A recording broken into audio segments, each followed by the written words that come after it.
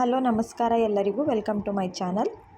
ನಾನಿವತ್ತು ತುಂಬ ಟೇಸ್ಟಿಯಾಗಿ ಸಿಂಪಲ್ಲಾಗಿ ಎಣ್ಣೆಗಾಯಿ ಬದನೆಕಾಯಿ ರೆಸಿಪಿ ಮಾಡೋದು ಹೇಗೆ ಅಂತ ಮಾಡ್ತಾಯಿದ್ದೀನಿ.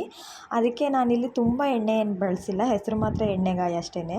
ಬಟ್ ತುಂಬ ಟೇಸ್ಟಿಯಾಗಿ ಕಡಿಮೆ ಎಣ್ಣೆ ಹಾಕ್ಕೊಂಡು ಕೂಡ ಎಣ್ಣೆಗಾಯಿ ಬದನೆಕಾಯಿ ರೆಸಿಪಿನ ಮಾಡ್ಬೋದು. ಅದು ಹೇಗೆ ಮಾಡೋದು ಅಂದರೆ, ಒಂದು ಅರ್ಧ ಕಪ್ಪಷ್ಟು ಕಡಲೆಬೀಜನ ಡ್ರೈ ಫ್ರೈ ಮಾಡ್ಕೋಬೇಕು. ಕಡಲೆಬೀಜ ಆಲ್ಮೋಸ್ಟ್ ಫ್ರೈ ಆದಮೇಲೆ ಅಷ್ಟೇ ಕ್ವಾಂಟಿಟಿಲಿ ಎಳ್ಳನ್ನು ಕೂಡ ಹಾಕ್ಕೊಂಡು ಒಂದು ಅರ್ಧ ನಿಮಿಷ ಫ್ರೈ ಮಾಡಿಕೊಂಡ್ರೆ ಸಾಕು, ಬೇಗ ಫ್ರೈ ಆಗಿಬಿಡುತ್ತೆ.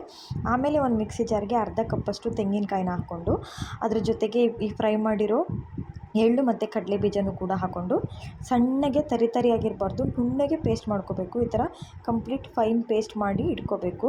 ಇವಾಗ ನಾನಿಲ್ಲಿ ಬದನೆಕಾಯಿನ ತೊಗೊಂಡಿದ್ದೀನಿ, ಗುಂಡು ಬದನೆಕಾಯಿ ಒಂದು ಅರ್ಧ kg ಅಷ್ಟು ತೊಗೊಂಡಿದ್ದೀನಿ. ಅದನ್ನು ಈ ಥರ 4 ಭಾಗ ಮಾಡ್ಕೋಬೇಕು, ಚೆನ್ನಾಗಿ ತೊಳೆದ್ಬಿಟ್ಟು.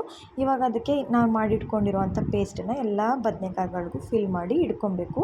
ಎಕ್ಸ್ಟ್ರಾ ಮಸಾಲ ಕೂಡ ಇನ್ನು ಮಿಕ್ಕಿದೆ, ಅದು ಗ್ರೇವಿ ಮಾಡ್ಕೊಳ್ಳೋಕ್ಕೆ ಆಗುತ್ತೆ. ಇವಾಗ ಎಲ್ಲದಕ್ಕೂ ಫಿಲ್ ಮಾಡಿ ಇಟ್ಕೊಂಡಾದ್ಮೇಲೆ ನೆಕ್ಸ್ಟ್ ನಾವು ಒಂದು ಕಡಾಯಿ ಇಟ್ಕೊಂಡ್ಬಿಟ್ಟು ಗ್ಯಾಸ್ ಮೇಲೆ ಅದಕ್ಕೆ ಎಣ್ಣೆನ ಜಾಸ್ತಿ ಹಾಕಿ ಮಾಡಿದ್ರೆ ತುಂಬ ಟೇಸ್ಟಿಯಾಗಿರುತ್ತೆ. ನಮಗೆ ಹೆಲ್ತ್ ಕಾನ್ಷಿಯಸ್ ಇದ್ದರೆ ಕಡಿಮೆ ಎಣ್ಣೆ ಹಾಕ್ಕೊಂಡು ಮಾಡ್ಕೊಬೋದು. ನಾನು ಕಡಿಮೆ ಎಣ್ಣೆನೇ ಹಾಕ್ತಾಯಿದ್ದೀನಿ.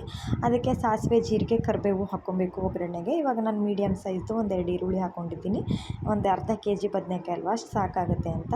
ಈರುಳ್ಳಿನ ಸ್ವಲ್ಪ ಫ್ರೈ ಮಾಡ್ಕೊಬಿಟ್ಟು ಎಣ್ಣೆಲಿ 1 ಸ್ಪೂನಷ್ಟು ಈಗ ಶುಂಠಿ ಬೆಳ್ಳುಳ್ಳಿ ಪೇಸ್ಟು ಹಾಕ್ಕೊಂಡು ಅದರದ್ದು ಹಸಿ ವಾಸನೆ ಹೋಗೋವರೆಗೂ ಸ್ವಲ್ಪ ಫ್ರೈ ಮಾಡ್ಕೊಳ್ಳೋಣ. ಇವಾಗ ನಾನು ಮೀಡಿಯಮ್ ಸೈಜ್ದು ಅಥವಾ ಸ್ಮಾಲ್ ಸೈಜ್ದು 2 ಟೊಮೊಟೊ ತೊಗೊಂಡಿದ್ದೀನಿ. ಅದನ್ನು ಕೂಡ ಹಾಕ್ಕೊಂಡು ಟೊಮೊಟೊ ಎಲ್ಲ ಮೆತ್ತಗಾಗೋವರೆಗೂ ಫ್ರೈ ಮಾಡ್ಕೋಬೇಕು. ಈ ಟೈಮಲ್ಲಿ ಸ್ವಲ್ಪ ನಾನು ಅರಿಶಿನ ಮತ್ತು ಉಪ್ಪನ್ನು ಹಾಕ್ಕೊಂಡು ಚೆನ್ನಾಗಿ ಫ್ರೈ ಮಾಡ್ಕೊತಾ ಇದ್ದೀನಿ.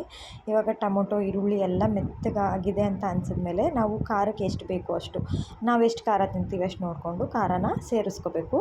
ಇವಾಗ ನಾನೇನು ಫಿಲ್ ಮಾಡಿ ಇಟ್ಕೊಂಡಿದ್ದೆ ಆ ಬದನೆಕಾಯಿನೆಲ್ಲ ಒಂದೊಂದಾಗಿ ಸೇರಿಸ್ಕೊಂಡು ಚೆನ್ನಾಗಿ ಒಗ್ಗರಣೆ ಜೊತೆ ಮಿಕ್ಸ್ ಮಾಡ್ಕೋಬೇಕು. ಮತ್ತು ಉಳಿದಿರೋ ಪೇಸ್ಟನ್ನು ಕೂಡ ನಾವು ಅದರೊಳಗಡೆ ಹಾಕ್ಕೋಬೇಕು.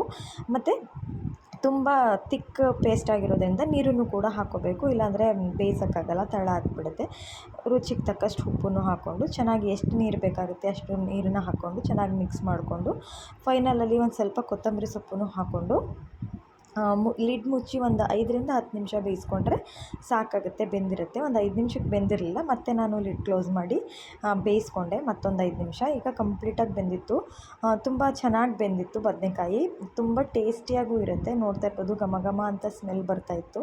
ಲಾಸ್ಟಲ್ಲಿ ಒಂದು ಸ್ವಲ್ಪ ನಾನು ಕೊತ್ತಂಬರಿ ಸೊಪ್ಪನ್ನ ಹಾಕ್ಕೊಂಡೆ. ಇವಾಗ ನೋಡ್ತಾ ಇರ್ಬೋದು ಚೆನ್ನಾಗಿ ರೆಡಿಯಾಗಿದೆ ಪಲ್ಯ. ಇದನ್ನು ನಾನು ಚಪಾತಿ ಜೊತೆಗೆ ಮಾಡ್ಕೊಂಡಿದ್ದೆ, ರೊಟ್ಟಿಗೆ, ದೋಸೆಗೆ ಎಲ್ಲದಕ್ಕೂ ಚೆನ್ನಾಗಿರುತ್ತೆ. ನಾನು ಚಪಾತಿನ ಇಲ್ಲಿ ರಾಗಿ ಹಿಟ್ಟು, ಗೋಧಿ ಹಿಟ್ಟು ಎರಡನ್ನೂ ಮಿಕ್ಸ್ ಮಾಡಿ ಮಾಡ್ಕೊಂಡಿದ್ದೀನಿ, ಅದರಿಂದ ಆ ಕಲರ್ ಇದೆ. ನಾನು ಸ್ವಲ್ಪ ನುಗ್ಗೆ ಸೊಪ್ಪಿನ ಪಲ್ಯನಿತ್ತು ಅದನ್ನು ಹಾಕಿದ್ದೀನಿ ಪ್ಲೇಟಲ್ಲಿ. ಇದು ಎಣ್ಣೆಗಾಯಿ ಬದನೆಕಾಯಿ ಪಲ್ಯ ತುಂಬ ಚೆನ್ನಾಗಿತ್ತು, ಚಪಾತಿಗೂ ಚೆನ್ನಾಗಿತ್ತು, ರೊಟ್ಟಿಗೂ ಚೆನ್ನಾಗಿರುತ್ತೆ. ಎಷ್ಟು ಟೇಸ್ಟಿಯಾಗಿತ್ತು ಅಂದರೆ ನಿಜವಾಗ್ಲೂ ನೀವು ಒಂದ್ಸಲಿ ಟ್ರೈ ಮಾಡಿದ್ರೆ ಗೊತ್ತಾಗುತ್ತೆ ಎಷ್ಟು ಟೇಸ್ಟಿಯಾಗಿತ್ತು ಅಂತ.